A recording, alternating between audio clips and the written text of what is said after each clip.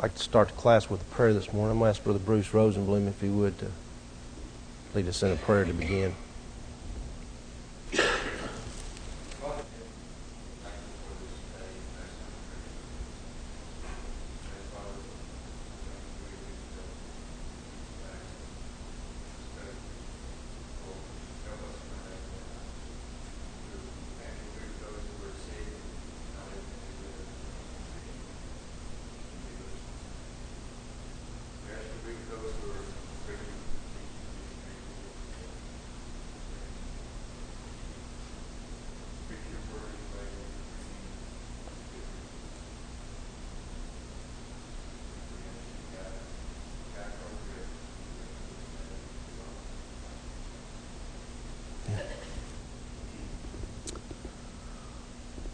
Let's just go over some things about the book of James as we begin this morning before we get into any textual study.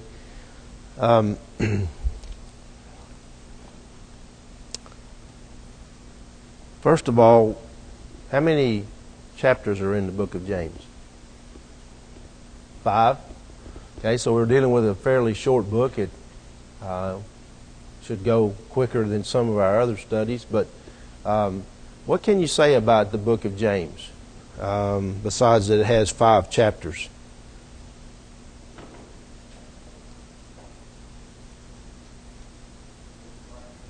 Practical.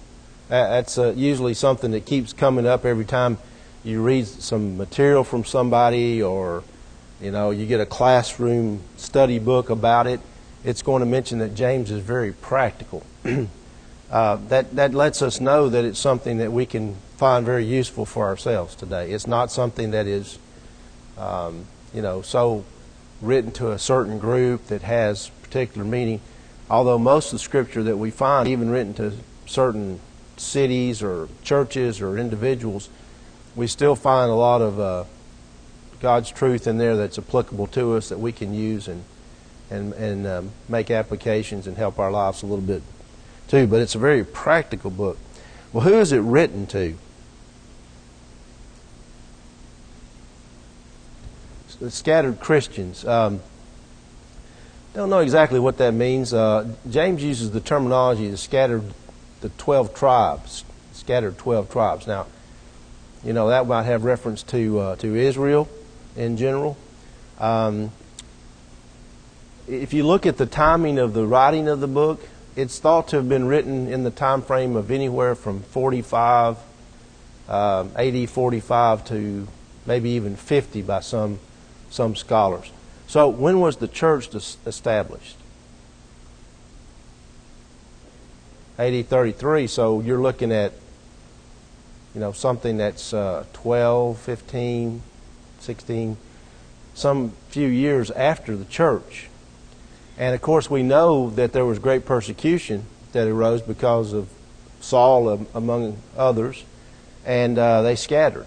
Now that perhaps that's written to those who were scattered. It's not really clear to us who exactly that is. But when you get the idea that it's written to scattered Christians, it's the idea that the scattering took place not because they got jobs off in another city and just sort of migrated toward a certain direction, but the idea that they were being scattered in terms of persecution. So, very practical book written to people who are indeed in trouble, are suffering some difficulties, and not much different from the study we just got through with the Hebrew Christians who were being persecuted in some ways. But we see here that it's written to that group of people, and as a result of that, it usually falls into the category of what people call a general epistle. That is, not written to a particular group or congregation, like 1 Corinthians, 1st, 2nd Corinthians, or 1st and 2nd Timothy, written to Timothy or to Titus, or the Galatians, Ephesians, the Philippians, those kind of things where they're written to specific congregations in a particular locale. James is a general epistle because he's writing to those Christians who are scattered. And so who is this James? There are about 3 James that are mentioned in the Bible. There's James, the son of Zebedee, the brother of John. There is also James that was known as the son of Alphaeus. He was called James the Less. And then there's another James, the brother of Christ. And so all indications are that this particular writer is the brother of Christ. Now, it's interesting if you go back and look at your history just a little bit about James and his family and his relationship to his brother, their relationship to their brother. What can you say about their relationship, or how should I say it? How James perceived Jesus, at least in the time that we read about in the Gospels. Okay.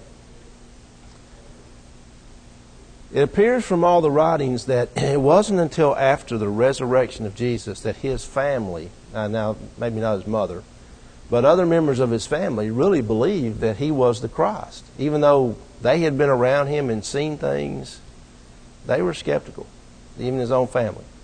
And so it is interesting that as James starts this particular book in James chapter 1, he calls himself a servant of God and the Lord Jesus Christ. Now, in all respects, he could have said James, the son of God, the servant of God, and the brother of Jesus Christ, couldn't he? But I think there is an attitude change that took place in James after his realization that Jesus was in fact Christ. And he looks upon himself then as a servant to him. So that's something that's fairly interesting. We see that James deals a lot with moral issues too. We talk about the practicality of it, but he deals a lot with moral issues. How do you treat people? And how do you conduct yourself? And we're going to see that come out as we talk about this particular book. Now, what's one thing that James deals a lot with? What one topic?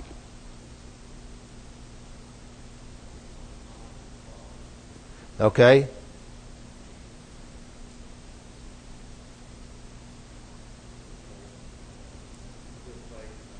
Okay. He deals with faith a lot, and he tells us, James gives the most practical understanding of what faith has to encompass. Now, when you talk about Paul talking about faith, we see him talk about things, but not to where he gets on the same plane that James does to talk about how faith has to be brought about or what has to be involved in faith. And we're going to see that and talk about that in chapter 2. Yes.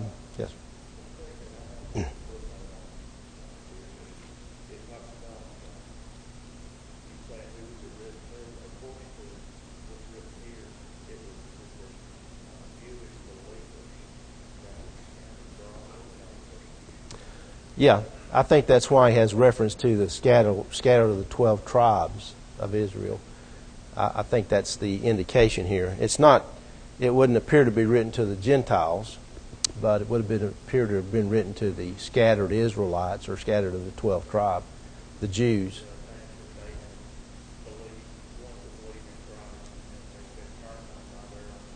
Yes, because, that was certainly a drastic change. If you were a Jew and then all of a sudden you believed in Christ, there was still a lot of animosity, and the majority of Jews that did not believe in Christ, did not accept the gospel. So you have already a strained relationship, and then, of course, they sought to kill or to punish those people who followed Christ.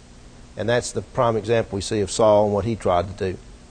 So that's what it would appear to address, those who were scattered. The scattering, not really clear, but I think it probably has to do with the early persecution of the church because of the time of the writing of this particular book. And there are a number of things that James deals with. And one of the things that, if you look in your book, he talks about a number of things it says the purpose of this book is, or this particular study, is to encourage the brethren to remain faithful and live righteously. We see that throughout.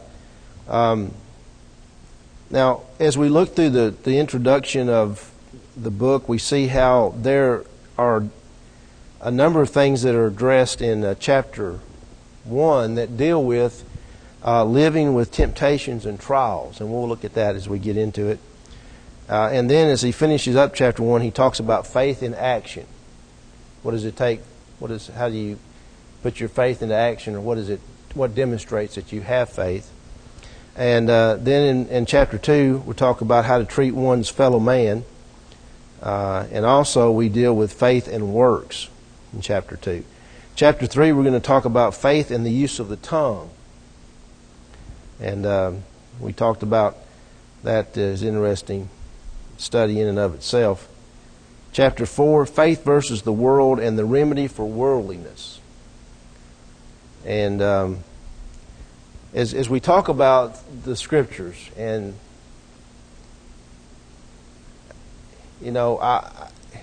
this is my perception, so I wouldn't take it to the bank, but you can think about it and you have your own thoughts.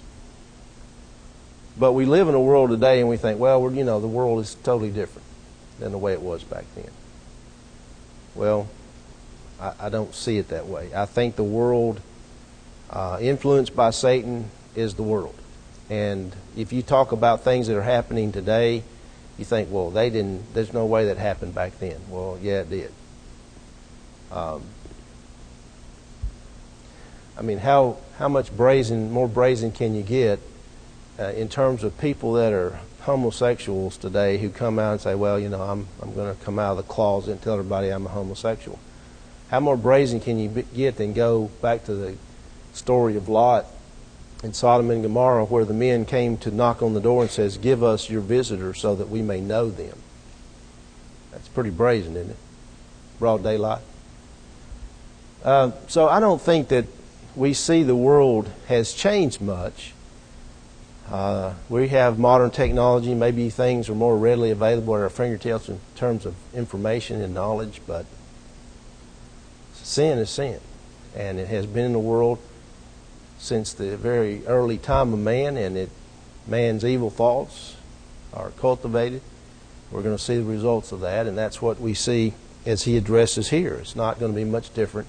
So when we talk about the worldliness and the evil that's there because of sin, those things are applicable today. And it's not like, well, that happened back then. And people who make those statements don't understand the Scriptures. That's about all I can say. If you make the statement that, oh, this book, yeah, it was written, it's 2,000 years old, it's out of date, it doesn't address anything for us today, we shouldn't pay any attention to it, maybe it's a good book to read, then they don't understand. And so James is going to deal with some things in here, some worldliness issues that we need to pay attention to. And then he talks in chapter 5 about the rich and their attitudes. And, man, we live in a materialistic world, don't we? So we've got that today too. That's why James is so practical. You could take the book of James and you could sort of adjust the setting just a little bit and plop it right down in today's society, and it would be applicable. And that's amazing. It's amazing because, as I said, there are people today who say, well, it just really doesn't have any value for us today. So we're going to see the rich and their attitudes. And then in chapter 5, he talks about speech, prayer, and confession. And some other things that we're going to deal with as we get into that. There are 5 great lessons that this writer of our textbook wants to bring home to us. That is that God's promises help.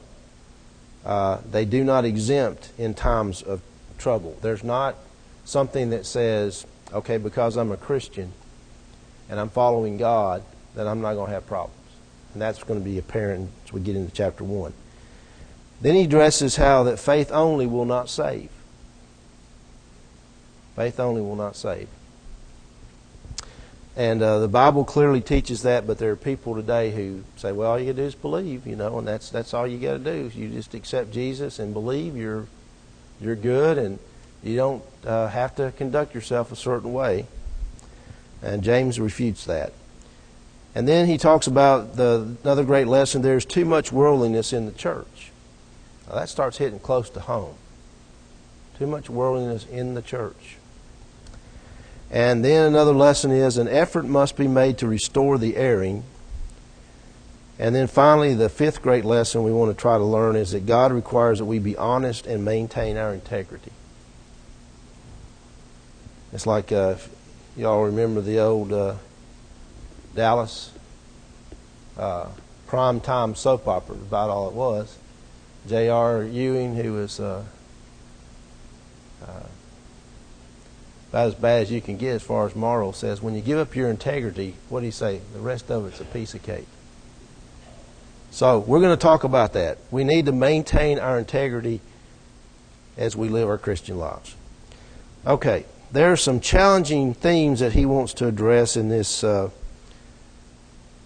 particular study. He says, based on the summation word, that is the word faith, we didn't touch on that, but that's what his summation word is. And the key passage, which is James 1:2, my brethren, count it all joy when you fall into divers temptations. He says this book produces 10 great challenging themes, 2 from each chapter. When the themes and supporting scriptures are studied, one's faith is fortified, his conviction of truth is solidified, and the reality of the problem of sin is clearly seen. Now, the first couple of things that we're going to address in chapter 1 are the temptations and trials will come, but God has promised to see us through them, verses 1 through 18. And then part B of chapter 1 is that the Bible is the only perfect standard of right and wrong. We're going to touch on that. So let's go ahead and get started into the textual study of the book of James, and let's see where we get to today, and we will put a bookmark there, and then we'll continue next week. First of all, James identifies himself in verse 1. James, a servant of God and of the Lord Jesus Christ. Now, when I read that, and hopefully when you read it, what kind of an attitude do you think that conveys? Just that opening statement. If I write something to you and I address you as your servant, what have I done to myself? I've humbled myself. I've said I'm submissive to you. I feel like that I'm serving you in some way. I'm not above you. I'm not someone who is standing, looking over you and saying, look, you need to do this or do that because I know what's right, you do it. James is saying, hey, I'm a servant. I'm a servant of God. I'm a servant of Jesus Christ, and so I am writing to you in a spirit of humility, telling you what you need to know. Now, that's one of the hardest things in my mind to do, is to go tell somebody that there are things that you need to address in your lives. Now, you imagine that. You're going to go up to somebody and say, I need to talk to you about your life. Well, what kind of feelings do you have going on? How do you think, as you approach that, what are your feelings? It's a difficult task, isn't it? I mean, you're going to go tell someone else what they need to do to take care of their lives. First of all, what do you normally have to do? Reflect on your own life. And I think James is in that mindset. It's a matter of humility. He says, here a servant of God, the Lord Jesus Christ, writing to the 12 tribes which are scattered abroad, and he greets them. And he says, I need to write to you. I have some things that are important to be written to you. And so I think we see a matter of a relationship of humility as he writes to these brethren, and I think that's would make me stand up and take notice if I got that kind of greeting, as opposed to, you need to really clean your life up, So I think James is approaching it in the right manner. These people are having difficulties, and he is identifying with them as one of the servants of Jesus Christ. someone who is trying to serve God and the Son in the manner in which they have requested, and that knows that there are difficulties that are coming their way. He says, my brethren, and that is an endearing term. We see it written in a number of places, but here James uses the same kind of terminology, my brethren. That means I am with you in this difficulty that you're suffering under. I am supporting you. I am trying to encourage you. I'm not writing it as someone who is an authoritative source that says, here, go fix your lives. I'm writing it as one of you. And so it's an endearing term that he uses, my brethren. And then he says, count it all joy when you fall into divers or manifold temptations. Now, if you're receiving this letter and you're suffering persecutions and trials on every hand, how do you receive that? Hard, wouldn't it? Yeah. You want me to count it joy when I fall into these temptations? And so, obviously, James, without saying it, saying, read on. Come to an understanding of what I'm saying. My brethren, count it all joy when you fall into divers temptations. Now notice there's some things that are interesting here. First of all, to count. What does that mean to you, to count?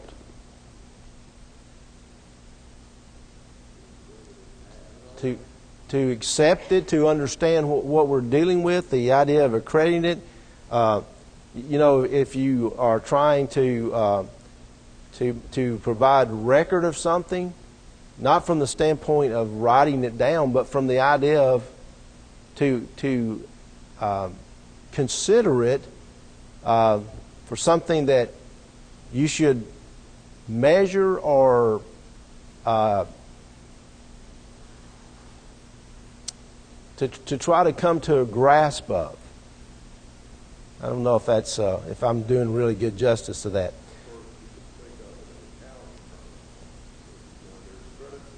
Yeah.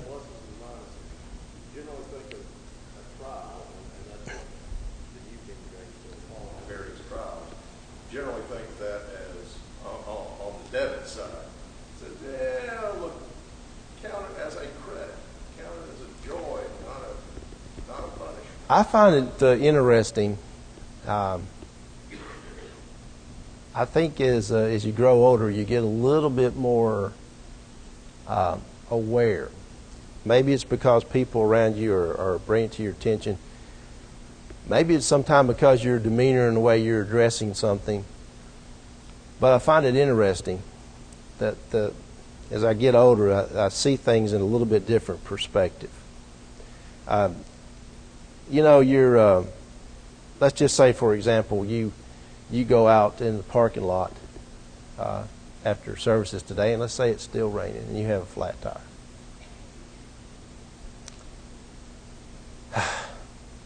That bothers you, doesn't it?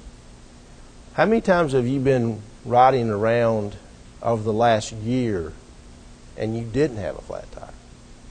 And yet, what do we focus on? I had a flat tire. I'm just so down, Well, what about all the times you drove around to different places in the last year and you didn't have a flat tire? We don't think like that, do we? And as I get older, I think I have a helpmeet that tends to make me think about those things a little bit more. When here it is, I'm struggling through something else. Well, look at all the times you didn't have to struggle through that. Or look at all the times it was positive. And I think we have to really step back and look at things like that. And so when you look at counting something that's bad, I think maybe the message here that James is talking about, and he's going to go on and explain this. Obviously, we're sort of talking about this term of counting, but if we were to put it on a balance of debts and credits, for example, we would look at that and say, well, that's bad, But here's the thing: if we were to put it on a balance beam, here's something bad that's happened to me. how much effort will we make, or would our minds help us to understand all the positive things that outweigh that? Now, what James is going to do is go on here in just a couple more sentences and explain how this benefits us, even though it is considered as negative. And yet, our thinking oftentimes is, well, something bad happened to me. Well, the scales are way down. Well, and I'm waiting for something good to come along. And so we look at every day, and we don't have difficulty during those days. Do we count those days as positive? No. We're waiting for the next negative thing to come along to weigh that scale down a little more. Look at something else that's happened to me.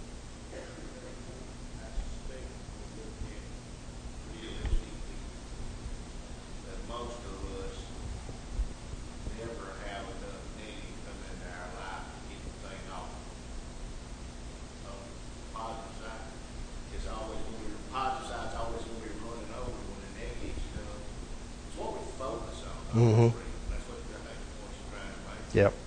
You focus on the negative and tend to ignore, take for granted all the blessings that God's given us day in, day out, in and out. I think that sort of what James is getting at here is there's some positive things that are going to come from things that happen to you. We're going to see that. But we need to be in the mindset that we understand those negative things in terms of our positive things, and how that our positive things so much outweigh our negative things. And so, yeah, there's going to be some things that happen to you and that you're going to be aggravated about and have to deal with. But most of these things are sort of petty, because in the sense of where they stand in importance to everything going on in the world, those are just irritations. But now he's going to try to get them to understand that you need to count these things that are happening to you as joy. Well, that's difficult. My brethren, count it all joy when you fall into diverse temptations.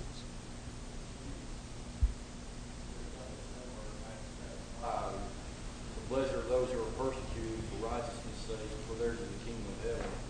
Blessed are you when others revile and persecute you, and render all kinds of evil against you falsely on my account. Rejoice and be glad, for your reward is great in heaven. So they persecuted the prophets who were before you. So, similar vein there. Yeah, exactly. Looking at the bigger picture. And you ask yourself, well, how can you rejoice in those things that are bad? This is bad. We don't rejoice in bad things. But let's look at what James says as he goes on here. My brethren, count it all joy when you fall into divers temptations. Now notice that he is not talking in terms of, okay, you've had a bad day or something bad's happened to you. Notice what he says here. Fall into divers or manifold or many temptations. Count it joy that these things are happening to you. And it's like, how do you count that as joy? Well, let's read on. Knowing this. Why can you count this as joy? Knowing this, that what? That the trying of your faith worketh patience. Worketh patience. Now,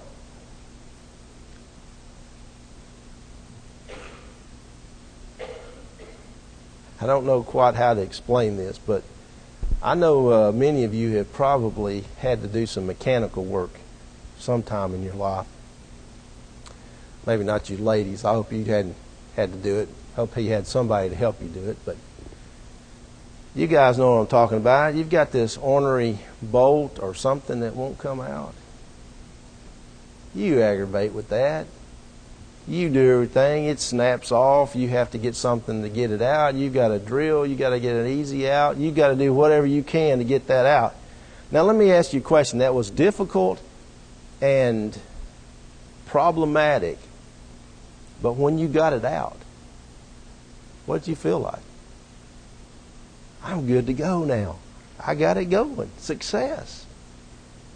Now, how many times have you done something like that, and the reason that something happened is because you didn't follow a good process to get something done? And so how many times have you ever put something together and didn't read the instructions? only to find out that that piece you left out was about 6 or 7 steps back, and you have to undo everything. I find that when I was younger, I would have problems with something like that. It would make me mad. I just like to get a sledgehammer and beat something. But if you're trying to protect something or repair something and you take a sledgehammer to it, chances are you're not going to be able to use it. So you learn that over time you've got to be patient. There are certain things that you do and certain things that you don't do. And how many times have we learned from something that we've done? Oh, I did this before. You know what's frustrating to me? Hey, I did this before, but I don't remember what I did before. And so I experience the problems all over again. And about the time I get through with them, then I realize, you know, I remember that now. I wasn't supposed to have done it that way. But I can't remember it next time.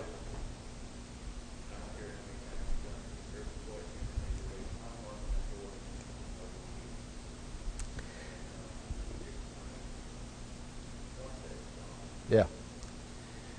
The idea here that James is trying to convey is not necessarily that the temptations and trials of life are something that we should pleasure over. But we have to recognize that these things make us stronger. They make us to be able to handle things. If anybody had a choice, they would never go through it if we had a choice. I mean, in that case, we really wouldn't grow either. I take it...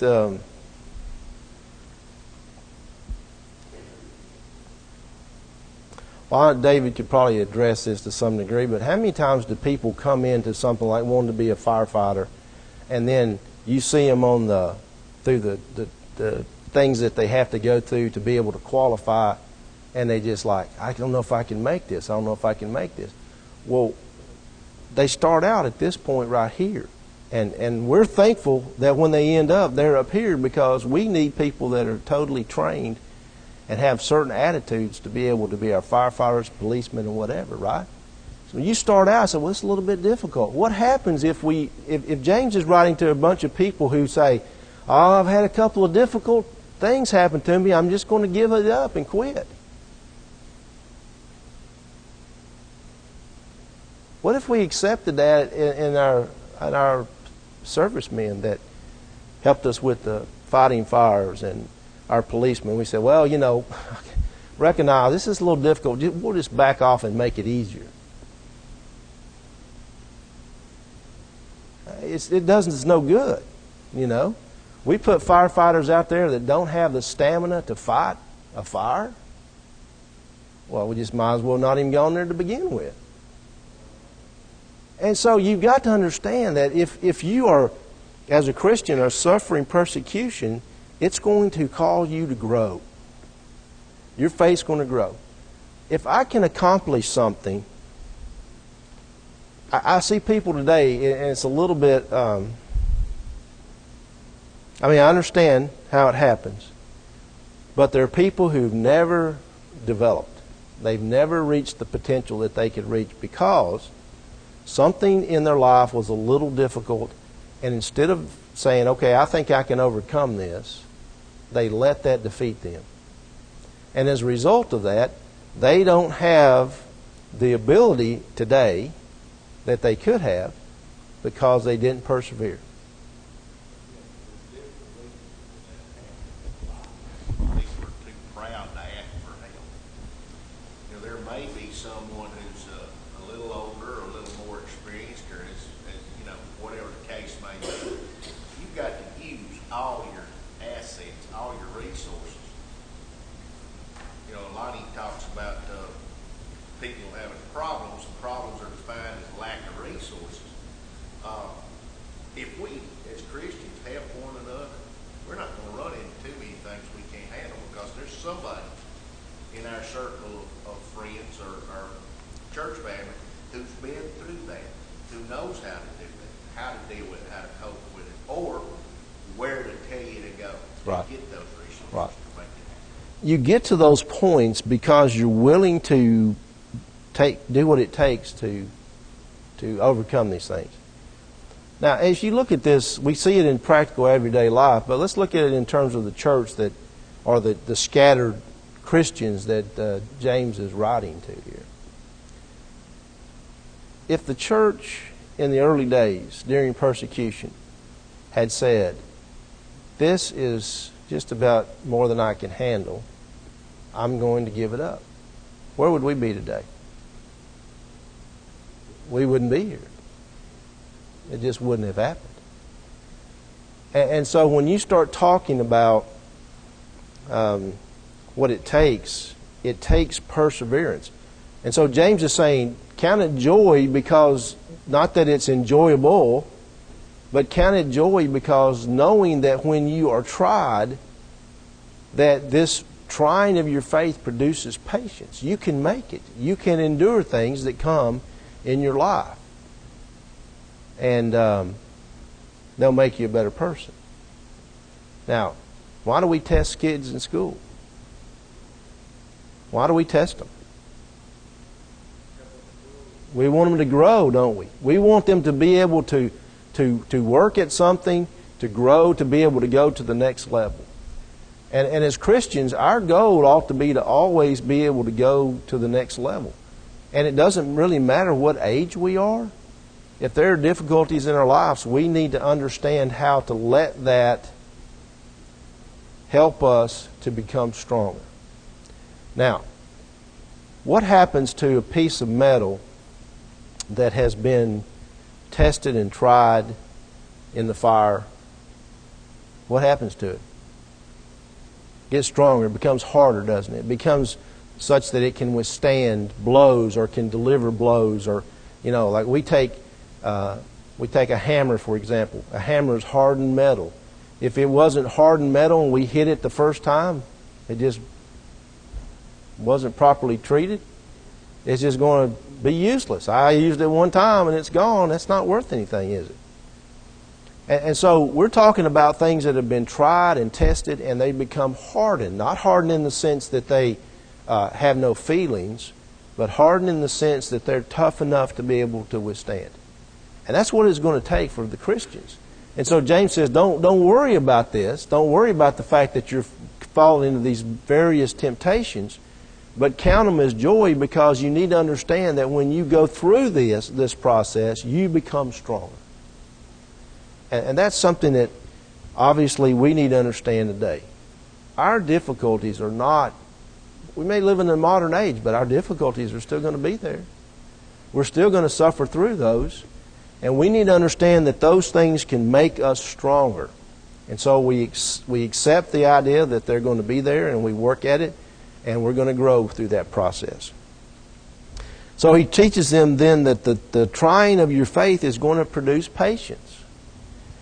And it says then, verse 4, but let patience have her perfect work. And when we talk about perfection here, or perfect work here, what are we talking about? Complete. I haven't reached or I haven't obtained all that I can obtain. So let patience have her perfect work. Let patience be something that we allow to happen in our lives so that we can get to a point where we're complete. That we have been able to reach our goal. So he says, let patience have her perfect work, that ye may be perfect or complete and entire, wanting nothing. Have you ever talked to older people who have been through a number of things and they have survived, and because of that they have matured to a certain level? And you say, well, what do you need in your life? How many do you normally find that says, well, I want a brand new house, or I want a brand new car? Do you really usually find people like that who've been through the trials? Are they not typically satisfied with what they have? What I've got's good. I've worked hard to get them, and I've had to struggle through things, and what I've got's good. Well, you could have something so much more value. I don't care. Don't necessarily want all these glittery things out here. because I've matured to the point where I'm good with what I've got.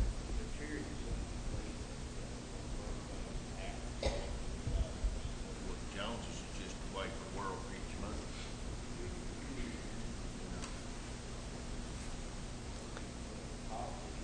And what he had spiritually, and there's lots we said will be content with what you have physically too.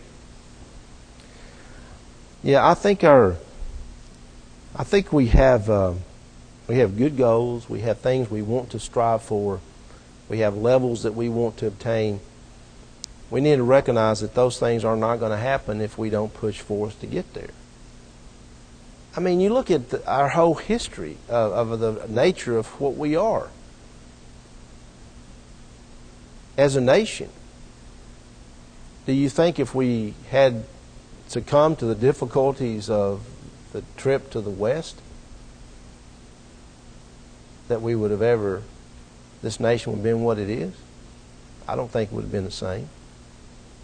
And so when you look at people that are people in history that go down to being significant, people that we look up to, I guess, they had to really persevere to do what they did. If you look at some of the stories of Columbus and Ponce de Leon and some of the others who were explorers and things that they went through, you go out not knowing where you're going.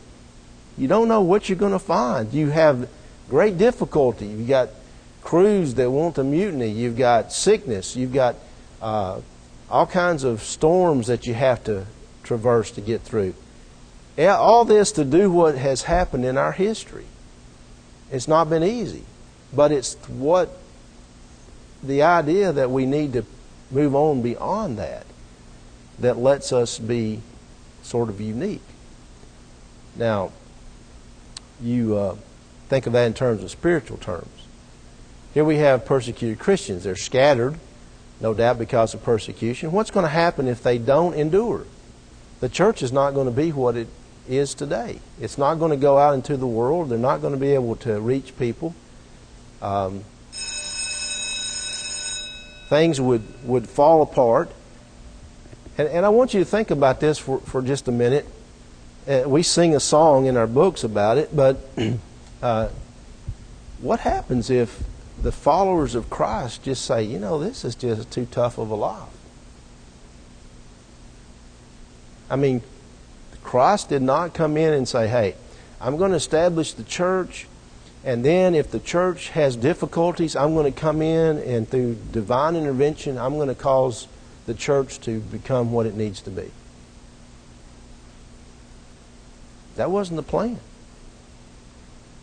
The plan, which is amazing, if you stop and think about it, the divine plan, although given a good jump start in the early stages of the church through the miracles and the things that were there to confirm the word, was basically, after a short time, turned over to human hands.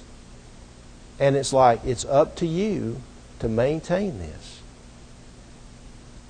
And we have that challenge today. It is up to us to continue on, to persevere, so that the church can continue to grow. And that's God's desire and plan. It's not for us to say, okay, we've had a good run here in Maysville for so many years, and after we reach so many years, let's just call it quits. That's not what it's about. It's not like a ball player retiring or some corporation shutting down. This is about continuation of the gospel of God's plan, and it's in human hands. And so if James can't get these people to understand, to be able to rise above the difficulties, the church is in peril. And so it's imperative that they understand how it's going to be. And it's going to be difficult. And we need to understand that. We need to understand there's going to be difficulties. We need to understand we have to push through because we want to please God. Next week we'll pick up here about verse 4 or 5 and continue on and see what James has to say about difficulties and temptations. Appreciate everybody being here.